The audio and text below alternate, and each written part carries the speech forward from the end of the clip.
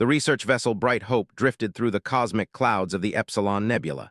Inside the ship, 12 crew members worked quietly at their stations. They were a peaceful species, known throughout the galaxy for their scientific discoveries and gentle nature.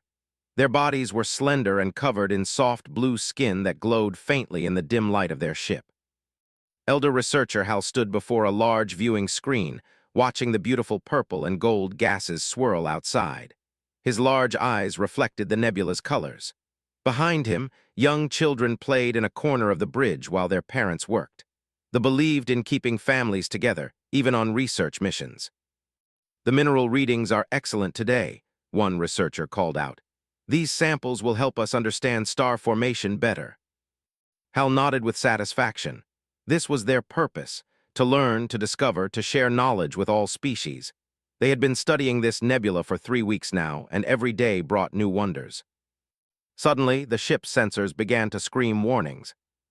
"Elder Hal," a young shouted, his voice shaking.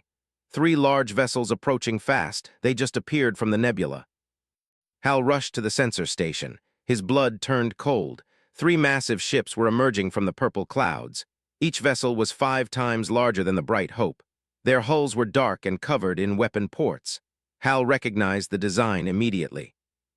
Hunters. They were feared across the galaxy. They were a species that lived for the hunt. They traveled through space looking for weaker species to capture. Some they sold as slaves, others they kept for sport. They believed that strength was the only thing that mattered in the universe. Mercy was weakness to them. "Raise shields," Hal ordered, though he knew it would do little good. The Bright Hope was a research vessel. It had no weapons. Its shields could barely stop small asteroids. The 3 ships moved with terrible purpose. They spread out, forming a triangle around the vessel. They were circling like predators around wounded prey. A communications signal came through. Hal accepted it with a trembling hand. The face that appeared on the screen made the children cry out in fear. The warrior had rough, gray skin stretched tight over a skull-like face. His teeth were sharp and yellowed. His eyes were small and filled with cruel hunger. "Vessel," they said, his voice like grinding stones. "I am War Master. You are now property of the hunting fleet. Disable your engines and prepare to be boarded. Resist, and we will tear your ship apart with you inside." "Please," Hal begged. "We are scientists. We have families aboard. Children, we mean you no harm." Laughed, a horrible sound that echoed through the Bright Hope's bridge.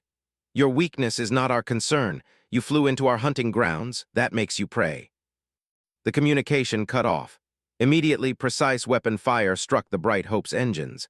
The ship shuddered violently. Sparks flew from control panels. The children screamed. Parents grabbed them, holding them close. "Engines are disabled," a reported, fighting back tears. "We are dead in space." Hal watched helplessly as the ships tightened their circle. He could see them preparing boarding equipment. In minutes, the hunters would cut through their hull and take everyone aboard. They would become slaves, their children torn from their arms. "Send distress signals," Hal ordered. "All frequencies, every channel, someone must hear us." The communications officer worked frantically, sending out desperate pleas for help. But Hal knew the truth. They were far from Galactic Council space. The nearest patrol ships would take days to arrive. They would be long gone by then. 3,000 kilometers away, the human patrol ship Defender moved through the darkness of space. It was a small vessel by military standards, with a crew of only 30 humans. The ship had been on patrol for 2 weeks, checking the border regions between known and unknown space. Captain Jake sat in his command chair, reading reports on a data pad. He was a tall man with short brown hair and tired eyes. This patrol had been quiet, which was good, but knew that quiet never lasted long in space. "Captain," Lieutenant Amy Collins called from the communications station. She was young, with red hair pulled back in a tight bun. "I'm picking up a distress signal. It's weak but coming in on emergency frequencies." Sat up straight. "What kind of signal?" Amy adjusted her controls, filtering out the static.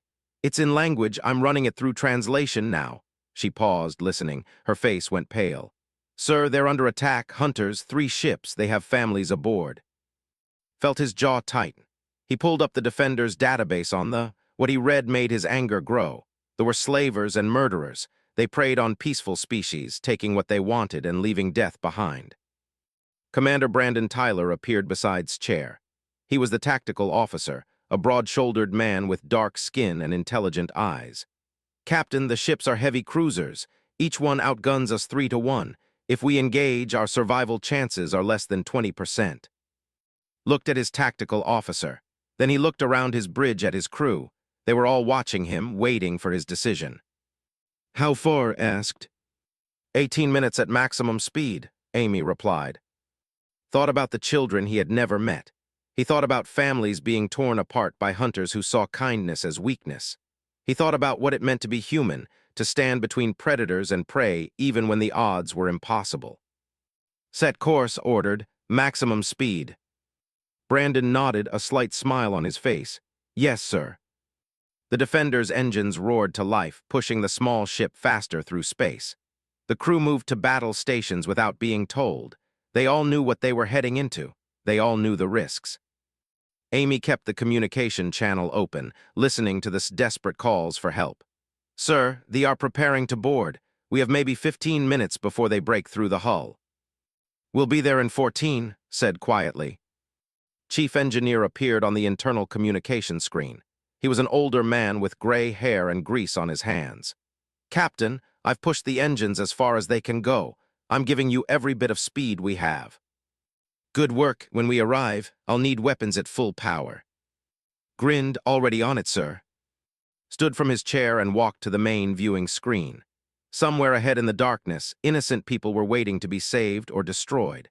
The Defender was small. It was, by any logical calculation, they should turn away and call for backup. But had not joined the space service to be logical. He had joined to protect those who could not protect themselves. That was what humans did. That was what they had always done. The Defender dropped out of faster-than-light travel in a burst of blue light. Captain Jake's eyes immediately locked onto the scene before him. The 3 hunter ships surrounded the small vessel like wolves around a wounded deer. One of the ships was already extending a cutting arm toward the Bright Hope's hull. Could see the fear in this moment, the helplessness of the ship sitting dead in space. "Distance to targets," barked. 2,000 kilometers and closing, Commander Brandon Tyler reported from Tactical. His fingers flew across his console, analyzing the enemy ships. "Sir, those are war cruisers, heavy shields, plasma cannons, and boarding equipment. Each one masses 20 times what we do." "Weapons status." Lieutenant Sophie Martinez spoke from the weapons station. She was a small woman with black hair and steady hands. "All charged and ready, missile tubes loaded. We have 8 torpedoes total, sir." Nodded. 8 torpedoes against 3 warships. The math was brutal. "Open a channel to the vessels." Amy Collins worked her controls. "Channel open, sir." The main screen flickered, and War Master's ugly face appeared. The leader looked surprised for just a moment, then his expression turned to amusement. "A human ship," said with a laugh. "How interesting. I have heard rumors of your species, new to this region, weak. You have no military victories, no conquered worlds." He leaned closer to his own screen. "Why are you here, human?" Stepped forward. "I am Captain Jake of the human patrol ship Defender. You will release the vessel immediately and withdraw from this area." Laughter filled the bridge. Behind him, other warriors joined in the mocking sound. "Release them. They are our legitimate prey. We take what we want from those too weak to stop us. That is the law of the galaxy." "Not anymore," said coldly. "This is your only warning. Leave now or face the consequences." His amusement faded slightly. He studied with narrowed eyes. "You have 1 small ship. We have 3 war cruisers. Your species is unknown and untested. What makes you think you can threaten them?" "Because we won't abandon innocents to predators," replied. "Not ever, not even when it costs us everything." The War Master tilted his head, genuinely confused. "You would die for strangers, for aliens you have never met. There is no profit in this, no gain, only death." His voice grew harder. "You wouldn't understand. The hunt the weak because it's easy. Humans protect the weak because it's right." His confusion turned to anger. "Foolish words from a foolish species. You want to play hero? Fine, we will add your ship to our collection. Vessels destroy the human ship, make it slow." The communication cut off. Immediately, one of the war cruisers turned toward the Defender. Its weapon ports began to glow with building energy. "Here they come," Brandon called out. "All hands brace for impact." The ship fired. A massive bolt of superheated plasma screamed across space toward the defender. Evasive ordered. The defender twisted hard to port. The plasma bolt missed by 50 meters, close enough that the defender's shields flared from the heat wash. The entire ship shook. Return fire, commanded. Target their forward weapons array. Sophie's hands danced across her controls. The defenders spat tungsten rounds at a significant fraction of light speed. The rounds slammed into the ship's shields, creating ripples of energy. Shields holding on target, Sophie reported. Minimal damage. Brandon was studying his tactical display intensely. Sir, I'm analyzing their shield patterns. They rotate their shield harmonics every 12 seconds. There's a 0.3-second gap in coverage during the rotation. If we time it right, we can punch through. Gripped his command chair. How certain are you? 80%, sir. Good enough, Sophie, prepare a torpedo spread. Brandon, calculate the firing solution. The ship fired again, and again. The defender spun and dove, using its smaller size and better engines to stay ahead of the plasma bolts, but each near miss drained their shields a little more. Shields at 70%, called out the defensive systems officer. On the viewing screen, could see the other two ships. One continued working on boarding the vessel. The other was turning to join the attack on the defender. We're running out of time, Amy said quietly. His mind raced. Two ships would overwhelm them in minutes. He needed to hurt these hunters badly enough to make them forget about the... Take us into the nebula, ordered, full speed. Brandon looked up sharply.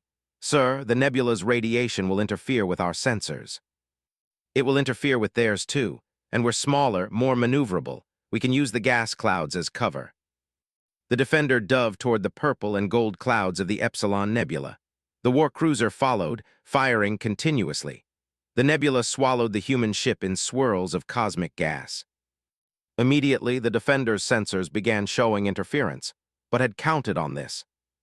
Cut main engines, he ordered. Minimal power make us hard to find.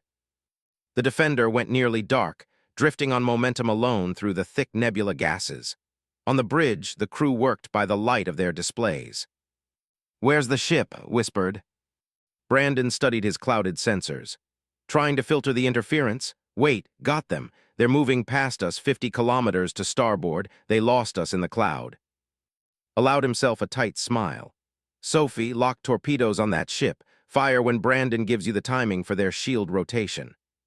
Sophie nodded, her face illuminated by her targeting screen. Locked, waiting for the window. Brandon counted down. Shield rotation in 5, 4, 3, 2 gap. Firing, Sophie said. 2 torpedoes burst from the defender's tubes and raced through the nebula. They struck the war cruiser during its shield rotation gap.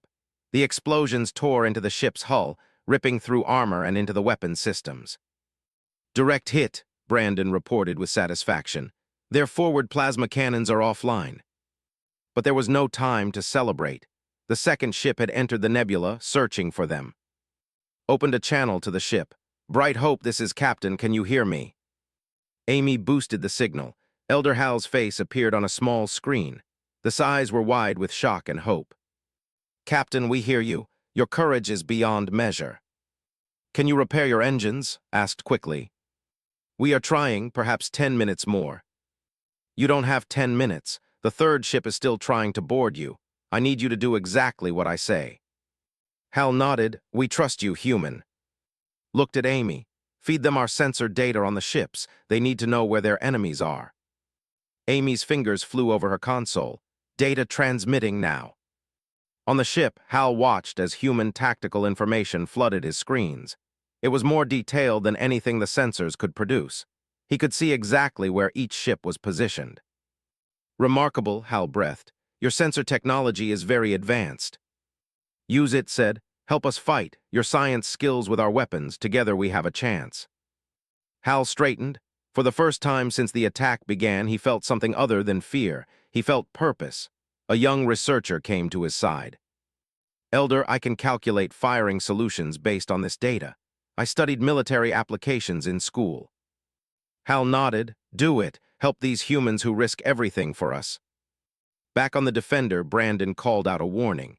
Sir, the second ship is closing on our position. their firing blind into the nebula. Plasma bolts cut through the purple clouds around them. One passed close enough to make the defender's hull groan from the heat. Made his decision. Bring main engines online, plot a course that takes us between the two ships in the nebula. Sir, that will draw both of them after us, Brandon said. That's the idea. The more they focus on us, the less attention they pay to The defender's engines flared to life. The ship burst from the nebula clouds, racing between the two vessels. Both enemy ships immediately locked onto the human vessel and opened fire. Shields at 50%, the defensive officer shouted over the sound of impacts. Evasive pattern Gamma, ordered calmly. Sophie, fire at will, keep them angry. The defender twisted and turned through space, hammering at the ships. It was a deadly dance, and knew they couldn't keep it up forever. But every second the spent chasing the defender was another second that had to escape. On the Bright Hope, engineers worked desperately to repair the damaged engines. Young, who had been playing just an hour ago, now carried tools to their parents, helping however they could. We have partial power, an engineer called out. Enough to move. Hal watched the defender dodge and weave between two ships 5 times its size. He watched humans fight impossible odds for people they did not know. In that moment, Hal understood something profound about this young species. Send them our targeting data, Hal ordered. We help them now. Advanced sensor information began flowing to the defender. Suddenly, Sophie could see weak points in the armor, could predict their firing patterns. Captain, Sophie said with wonder in her voice. They are feeding us targeting solutions. They're good, really good. Felt a surge of hope. 2 species working together, science and courage combined. Use it, commanded. Hit them hard. The defender's next salvo struck true, punching through damaged shields and tearing into hull plating. The second warcruiser staggered from the impact. The defender shook violently as plasma fire raked across its shields. Sparks flew from control panels on the bridge. The smell of burned electronics filled the air. Shields at 30%, the defensive systems officer called out, struggling to keep his voice steady. Captain Jake gripped his command chair as another impact nearly threw him from his seat. 3 war cruisers now surrounded the defender, firing from all directions. There was no safe direction to run. Sophie, status on weapons? Asked. Lieutenant Sophie Martinez checked her displays. Still operational, 4 torpedoes remaining. Port weapons array is damaged but functional. Commander Brandon Tyler looked up from tactical. Sir, at this rate our shields will fail in 3 minutes. His jaw tightened. 3 minutes. He looked at the screen showing the ship. The Bright Hope was moving now, engines sputtering but working. They were heading away from the battle zone. Amy, tell the to run, maximum speed, don't look back. Lieutenant Amy Collins sent the message, then turned to. Sir, Elder Hal is refusing. He says they won't abandon us. Felt frustration and admiration at the same time. Tell him we're buying them time with our lives if necessary. Tell him to make it count. Get his people to safety.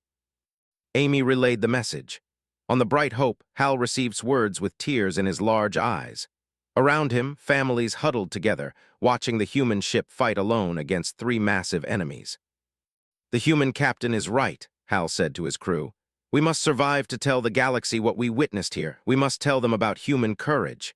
He paused, then added, but we do not run, we help until the very end. They increased their sensor support to the defender, feeding the human ship every bit of tactical data they could gather. It was all they could do. On the defender's bridge, Chief Engineer appeared on the internal communication screen. His face was covered in sweat and grime. Captain, I can give you one more trick. I can reroute power from life support and route it to weapons. It will give Sophie 30 seconds of double firepower. But after that, we'll be running on emergency systems only. Nodded, save it for when I give the word. A plasma bolt hit the defender square on, and the ship lurched sideways. Warning lights flashed across every console. Shields at 20%, came the report. Studied the tactical display. The 3 ships were forming a triangle around the defender, closing in for the kill. War Master wanted to savor this victory. Brandon said quietly, if you were, how would you finish us? Brandon thought for a moment. Concentrated fire from all 3 ships, simultaneous strike to overwhelm our remaining shields. Went. Soon, maybe 90 seconds. They're getting into optimal firing positions now. His mind raced. He had 90 seconds to change the game. The defender couldn't survive a concentrated assault. Running was pointless. The ships were faster over long distances. Then remembered something from Earth's military history. Sometimes the only way to survive overwhelming force was to do the last thing your enemy expected. Amy, open a channel to War Master. Amy looked surprised but obeyed. His face appeared on screen. The leader was grinning, showing all his sharp teeth. Do you wish to beg for your life, human? It will do you no good. I want to talk about why we fight, said calmly. Laughed, you fight because you are fools. You die for nothing. We fight because we must, said. You asked earlier why humans protect strangers. You wanted to know why we risk everything for no profit. Let me explain. His grin faded slightly. He was curious despite himself. Speak quickly, you have little time left. Stood up from his command chair. Behind him, his crew worked desperately to keep the defender alive. Humans come from a world called Earth. It's a dangerous planet. We have predators there that hunt in packs. We have storms that destroy cities. We have diseases and disasters. For thousands of years, humans survived because we protected each other. We protected our children, our families, our neighbors. So, said, all species protect their own. We don't stop there, continued.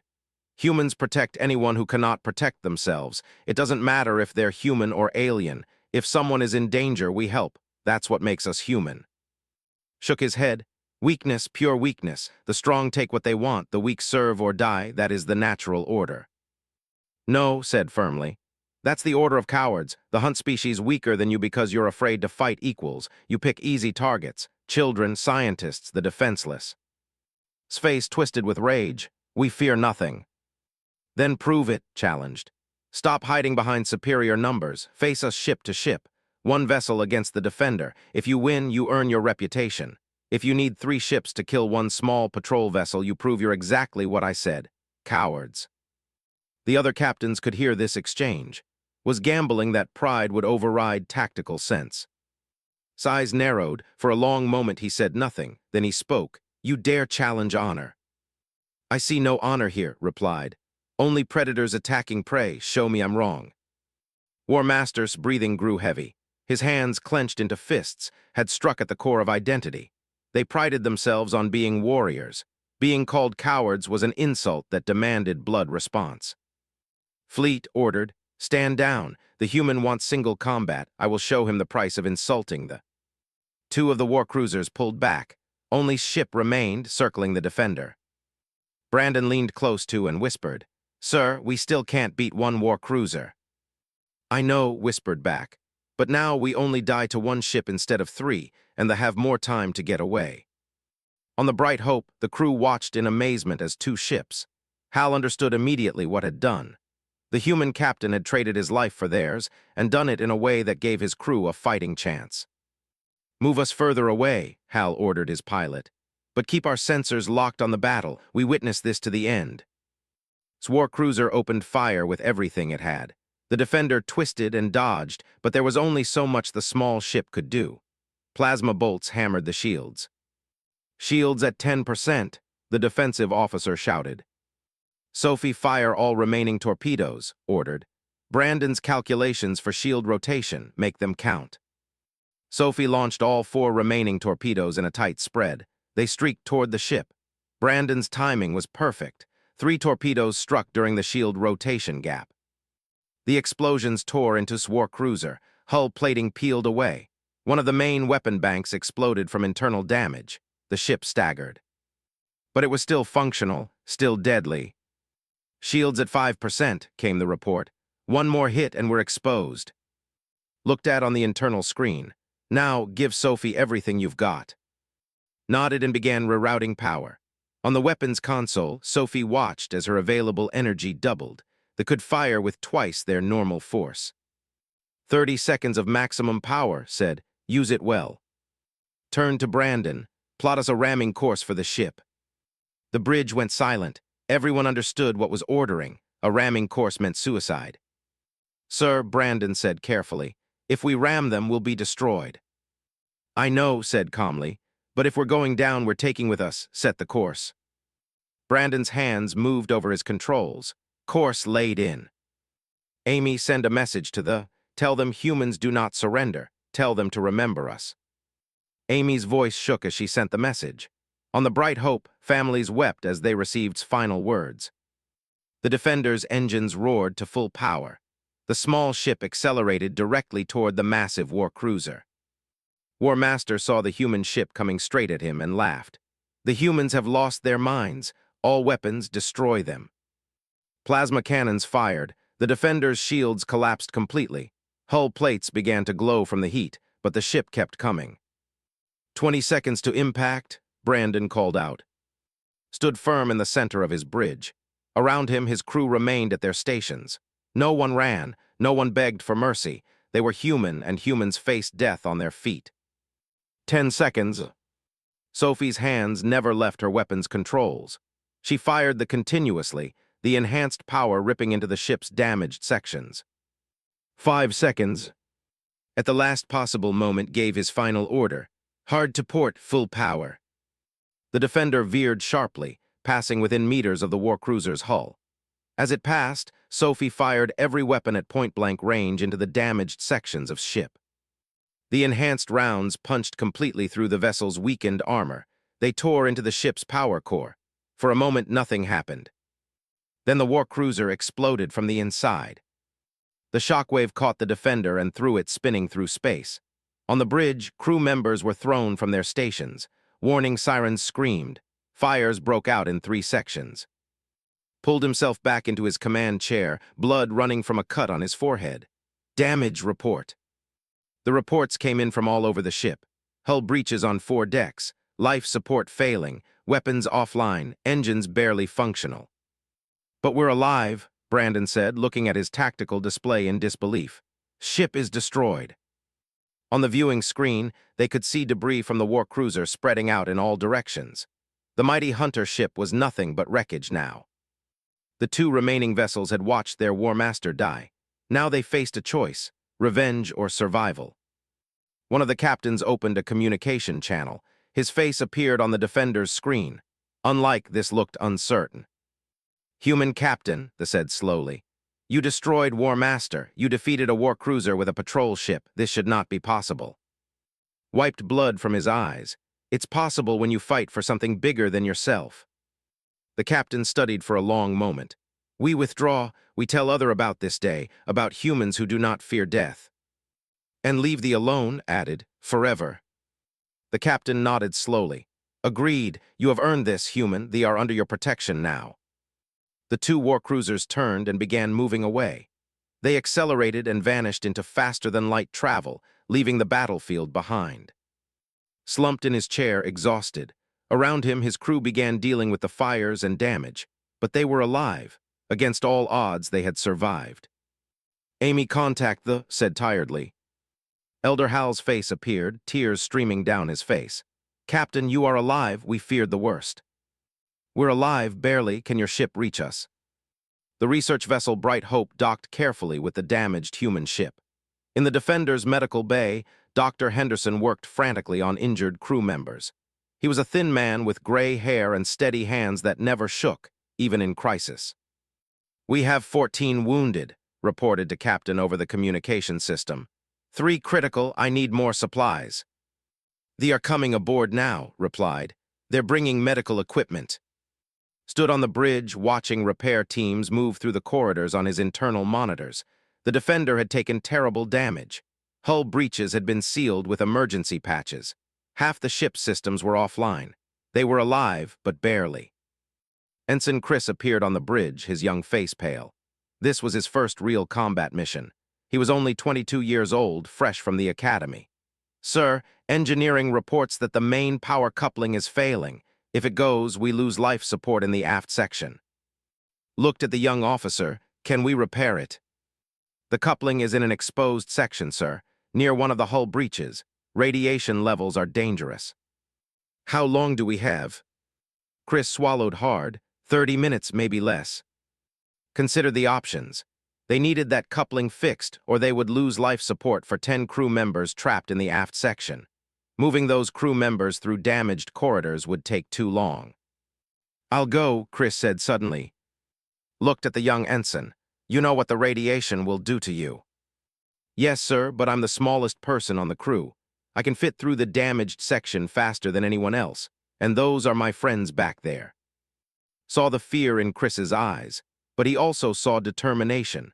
This young man was terrified, and he was volunteering anyway. That was the definition of courage. Take Lieutenant with you, ordered. She knows the power systems better than anyone. Appeared from the damage control station. She was a muscular woman with short hair and burned scars on her arms from previous repairs. Ready when you are, Ensign.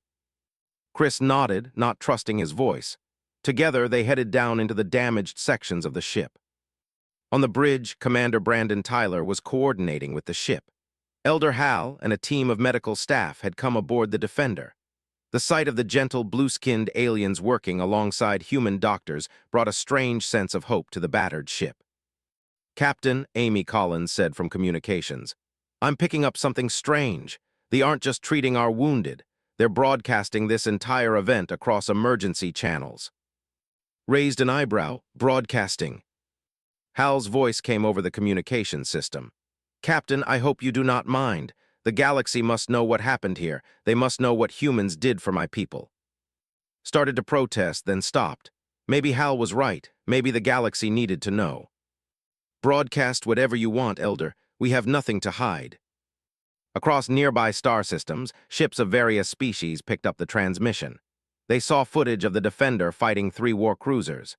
They saw a small human ship refuse to run, refuse to abandon strangers. The footage spread from ship to ship, system to system. Deep in the damaged sections of the Defender, Chris, and crawled through a narrow passage filled with smoke and sparks.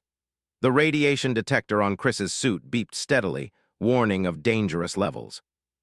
How much further? Chris asked, his voice tight with fear. 50 meters, replied. We can do this, kid, just keep moving. They reached the power coupling. It was a massive piece of equipment, now cracked and leaking energy, pulled out her tools and began working. Chris held the light and handed her equipment. How long will this take? Chris asked. 10 minutes if nothing goes wrong. His hands moved with practiced skill, rewiring damaged circuits. Talk to me, Chris. Keep my mind focused. Why did you join the service? Chris thought about it. My parents, they always taught me to help people. They said that's what humans do, we help. Smiled behind her helmet. They taught you right. The radiation levels climbed higher. Both their suits were registering dangerous exposure, but kept working and Chris kept assisting. On the bridge, received a new communication signal. This one wasn't from the... Amy looked confused as she checked the source. Sir, it's a Galactic Council observer ship. They're in the area and picked up the broadcast. Straightened his uniform as best he could. Put them on screen. A new alien face appeared. This species was tall and thin, with silver skin and 3 eyes. They were called known as careful observers and record keepers for the Galactic Council. Human Captain, the said in a formal voice. I am observer. We have monitored the events in this sector. We witnessed your engagement with hunters. Are you here to help or just watch? Asked, too tired to be diplomatic. His 3 eyes blinked in sequence. We observe and record. That is our purpose. However, I must tell you that your actions have caused significant interest. We have never seen a species behave as yours did. We protected innocents from predators. That's what any decent species should do. Should perhaps, agreed. But in reality, most species act in self-interest. The strong dominate, the weak submit. Humans appear to operate under different rules. Felt his anger rising. You watched the about to be enslaved and did nothing. We are observers, not military. We lack the authority to intervene. You had the authority to do what was right. You just lacked the courage. His 3 eyes narrowed slightly, but he did not argue. Regardless of your opinion of my people, I must inform you that word of this battle is spreading rapidly. Many species are asking about humans. Who are you? Where do you come from? What are your intentions? Looked at the observer. Our intentions are simple. We protect those who cannot protect themselves. We stand against bullies and predators, and we don't care if it's popular or profitable. We do it because it's right. Was silent for a moment. Fascinating. Most species would use such moral language as a cover for conquest. They claim to protect while they dominate. Then they're not protecting, they're conquering, there's a difference. Is there? Asked. How can other species be certain you won't use your strength to control them? Thought about Earth's long history. Humans had made terrible mistakes. They had conquered and enslaved each other for thousands of years, but they had also learned. Slowly, painfully, they had learned that strength should protect, not dominate. Judge us by our actions, said. Today we risked everything for strangers. We gained nothing except the knowledge that innocent people are safe. That's who humans are. Before could respond, Chief Engineer's voice came over the ship's communication system. Captain, you need to see this. They have done something amazing. Switch the feed to engineering. His face appeared, covered in grease but grinning. They brought some of their technology aboard. Captain, their power systems are incredible. They're helping us integrate their generators with our damaged systems. We'll have full life support back online in an hour. Felt relief wash over him. Good work. In the dangerous section of the ship, finished her repairs just as Chris's radiation detector began shrieking an alarm. They had pushed their exposure to the limit. Done, said. Let's get out of here before we glow in the dark. They crawled back through the damaged passages, moving as fast as they could. By the time they reached the safe zone, both of them were showing early signs of radiation sickness.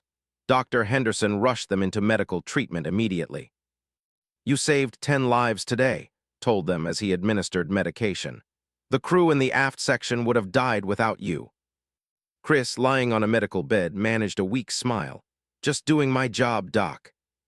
Shook his head. No, you went beyond your job. You risked your life for your crew mates. That's something special. On the bridge, received a message from the Human Fleet Command. Admiral Grant's face appeared on screen. She was an older woman with iron-gray hair and sharp eyes. Captain, we received the broadcast. Half the human fleet is talking about what you did. The other half thinks you're crazy.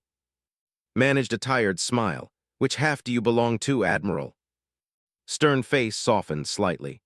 The half that's proud. You upheld every value that humans claim to represent. Protection of innocence, courage against odds, sacrifice for strangers. You made us all look good out there.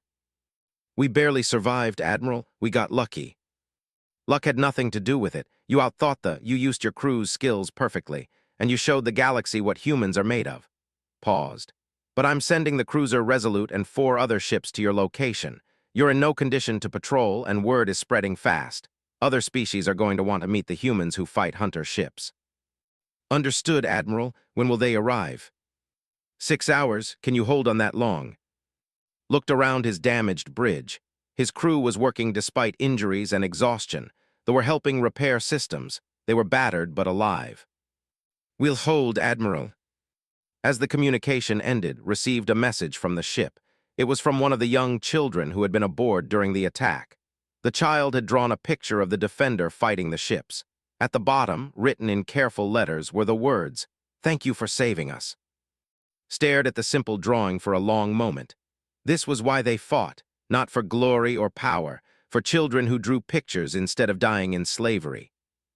Brandon approached quietly. Sir, they are asking if they can stay with us until the fleet arrives. They say they feel safer near humans. Nodded. Tell them yes. Tell them they're always welcome near human ships. As Brandon relayed the message, looked out at the stars. The battle was over, but its consequences were just beginning. The galaxy now knew about humanity. Species that had never heard of Earth were asking questions. What were humans? What did they want? Knew the answer. Humans wanted to protect, to help, to stand between predators and prey. It was in their nature, coded into their genes by millions of years of evolution on a dangerous planet where survival meant protecting the tribe. They had learned this the hard way. War Master had circled the like prey, confident in his strength and numbers. He had not counted on humans jumping into the fray. And now the galaxy would never forget it. Captain, Amy said softly, I'm receiving messages from dozens of species. They all want to know the same thing. What's that? They're asking if humans will protect them too. If they're in danger, will we come? 6 hours felt like 6 days. Captain Jake walked through the damaged corridors of the Defender, checking on his crew. Repair teams worked alongside engineers, their 2 species learning to communicate through gestures and shared purpose. In the medical bay, Dr. Henderson had successfully treated most of the wounded. Ensign Chris and Lieutenant were recovering from radiation exposure. They would live, though they would need more treatment when they reached a proper medical facility. "How are they doing?" asked quietly. The doctor looked at his patients with professional satisfaction. "They'll be fine. Brave kids, both of them. Chris went into that radiation zone knowing it could kill him." Nodded. "That's what humans do. We risk ourselves for others." "Sometimes I wonder if that's a strength or a weakness," said thoughtfully. "Both," replied, "but I'd rather be the species that helps than the species that watches." On the bridge, Lieutenant Amy Collins was overwhelmed by the number of incoming messages. Communication requests came from species across a dozen star systems. Some wanted to thank the humans. Others wanted to form alliances. A few wanted to warn humanity about the consequences of challenging the— "Captain, you need to see this," Amy said. "One of the messages is from the—" Felt tension grip his chest. What do they want?" Amy put the message on screen. The who appeared was older than, with scars covering his gray face. His eyes, however, held something had not seen in other, respect. "Human Captain," the old said in a gravelly voice. "I am Elder Hunter. I speak for the High Council. We have received reports of what happened to War Master and his hunting fleet." Prepared himself for threats of revenge. Instead, what came next surprised him. "War Master was a fool," continued. "He hunted prey and called himself a warrior. You showed him the difference. You fought against impossible odds for strangers. That is not prey behavior. That is warrior behavior." "We're not warriors," said. "We're protectors." Tilted his head, considering this. Perhaps there is no difference. True warriors protect what matters. Forgot that. He became a hunter of the weak. You reminded our people what real strength means. "So you're not seeking revenge." "Revenge for what? Challenged you to single combat and lost. That is honorable death. The respect strength, human. You have shown great strength. We will not forget this." The communication ended. Sat back in his chair, processing what just happened. Though the most feared hunters in this region of space were acknowledging human strength, the galaxy was shifting beneath his feet. Commander Brandon Tyler checked his sensors. "Sir, I'm detecting multiple ships dropping out of faster-than-light travel. It's our fleet." On the viewing screen, 5 human vessels appeared. Leading them was the heavy cruiser Resolute, a ship 3 times the size of the Defender. The other ships spread out in a protective formation around the damaged patrol vessel. A communication came from the Resolute. Captain Hayes appeared on screen. She was a tall woman with dark hair and a commanding presence, had served with her years ago and respected her greatly. Jake said with genuine concern, "Your ship looks like it went through a meat grinder." Managed a weak smile. "The meat grinder lost." "So I heard. The entire sector is talking about what you did. 1 patrol ship against 3 war cruisers. The odds makers would have laughed at those numbers." "We had help," said, gesturing to where the ship Bright Hope was visible on screen. "The provided sensor data and tactical support. We fought together." Studied the vessel. "I'd like to meet them. Species willing to fight alongside humans are rare in this galaxy." Within an hour, a meeting was arranged aboard the Resolute. The larger ship's conference room was filled with humans, and Elder Hal stood before the gathered humans, his large eyes taking in their faces. "I have lived 60 years, Hal began.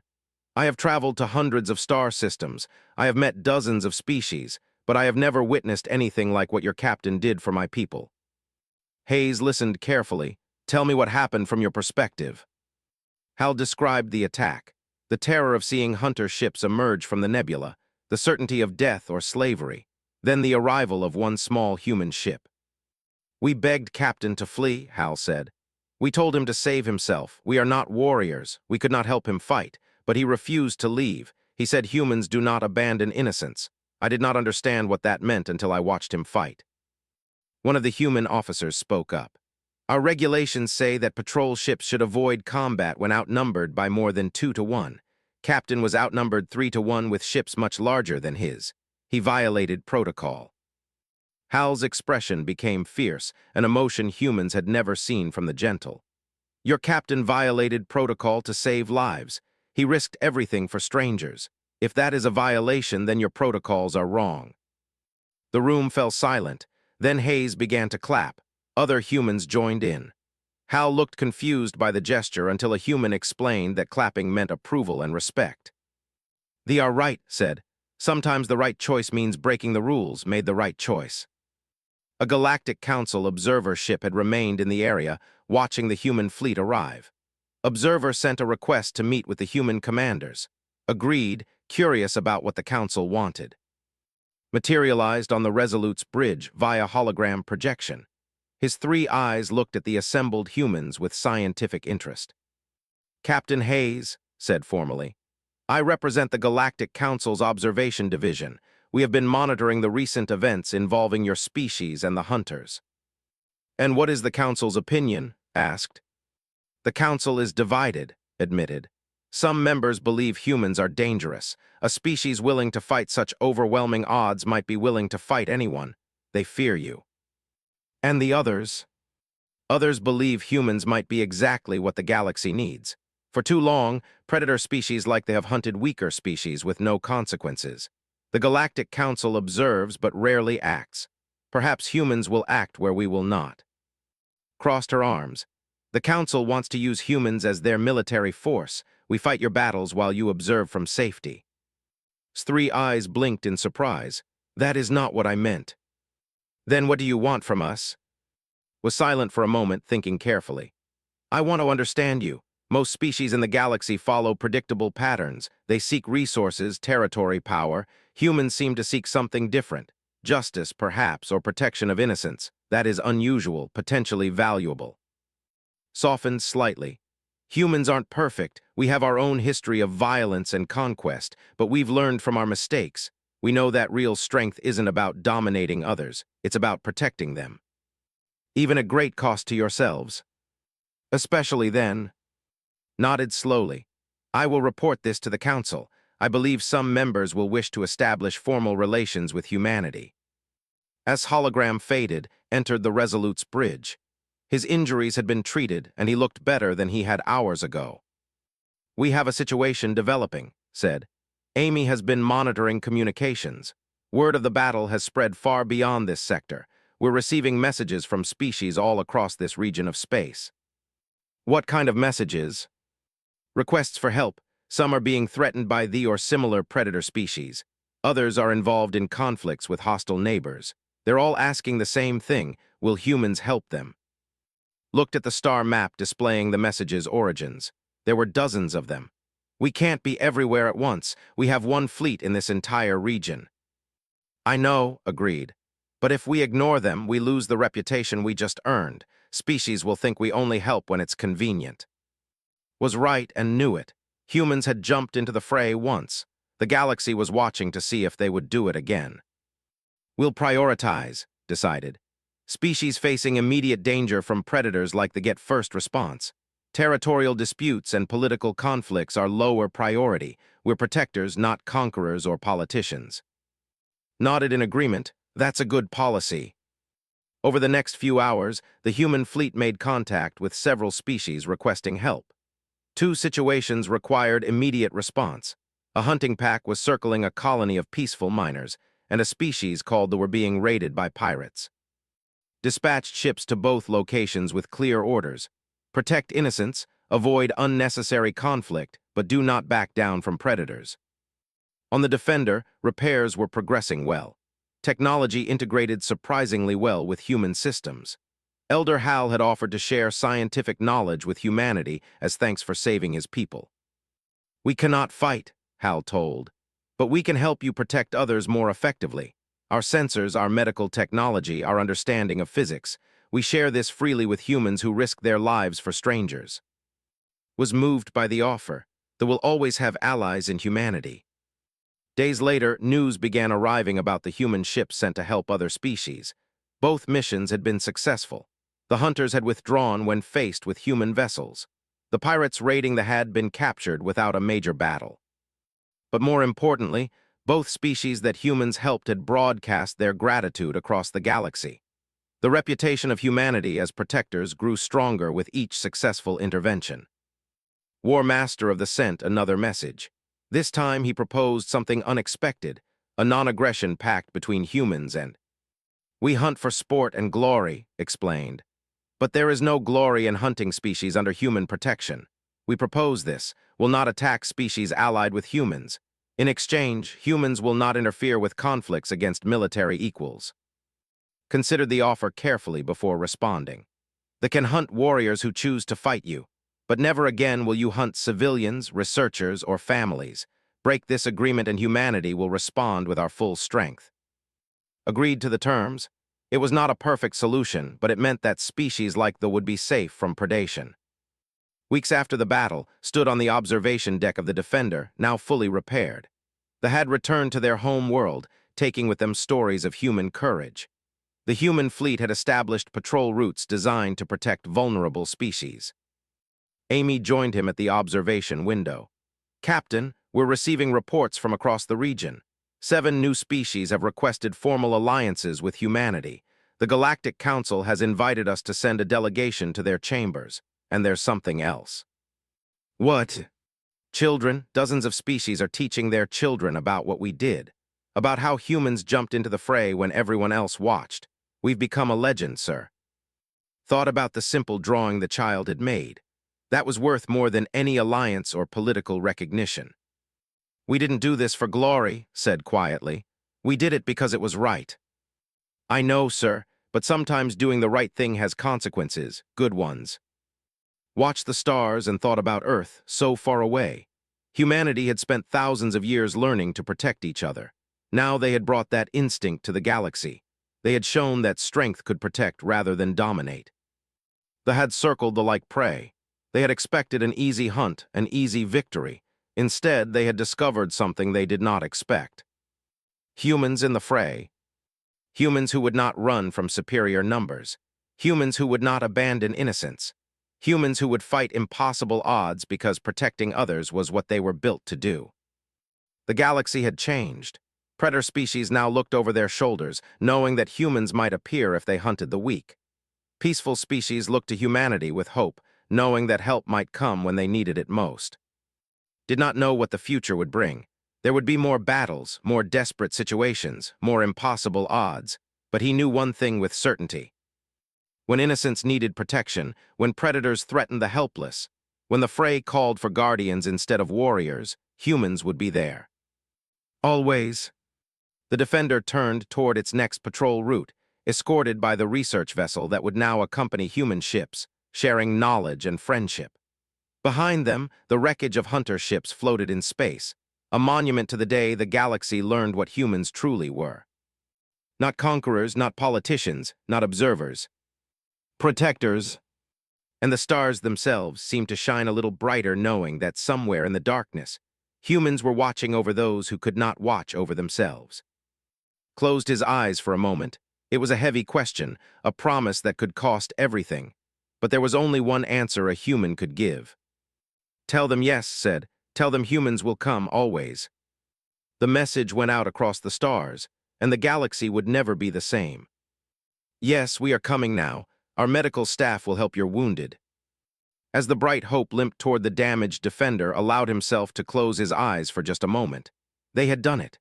They had saved They had fought 3 hunter ships and lived. But knew this was just the beginning. The galaxy had just learned that humans would jump into the fray to protect innocence. That knowledge would spread. It would change everything. But the 3rd ship was moving now, abandoning its attempt to board the vessel.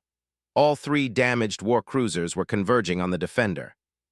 War Master's face appeared on screen again, his expression twisted with rage. "You have made us bleed, human. Now you will die slowly for that insult."